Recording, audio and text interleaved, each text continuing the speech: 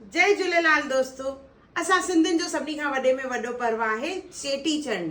चेटीचंड असांजो शान, असांजो मान, असांजो अभिमान, असांजो झूलण साईं, असांजो इष्ट देव उन्हनि जो आहे जनम जो ॾींहुं, जेको असां ॾाढे धामधूम सां मल्हाईंदा आहियूं। चवंदा आहिनि न, हर शइ जो आगाज़ थींदो आहे त असां चेटीचंड खां हिकु ॾींहुं पहिरियों कंदा आहियूं बाइक रैली। चेटीचंड त असां ॾाढो धामधूम सां मल्हाईंदा आहियूं। त चेटीचंड खां हिकु ॾींहुं पहिरियों हर शहर में इहा थींदी आहे बाइक रैली। त सभिनी शहरनि में त ॾाढी सुठे सां थी आहे। असांजे शहर में बि इहा बाइक रैली थियणी आहे। 19 तारीख़ रीजेंसी एंटीला मां शुरू थींदी।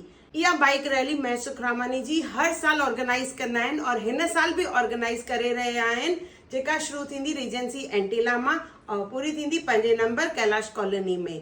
त ज़रूर ज़रूर ज़रूर इन बाइक रैली में सभु शामिल थियो, उहो बि वॾे तइदाद में। ॿार हुजे, ॿुढो हुजे, आंटी हुजे, अंकल हुजे, सभु अचो इन बाइक रैली में और पंहिंजी हिकु एकता ॾेखारियो। हा, असां सिंधी पंहिंजे झूलण साईं लाइ हाज़िर आहियूं। त असांजो झूलण साईं सभिनी जा कार्ज कंदो। त ज़रूर अचिजो बाइक रैली में। जय झूलेलाल।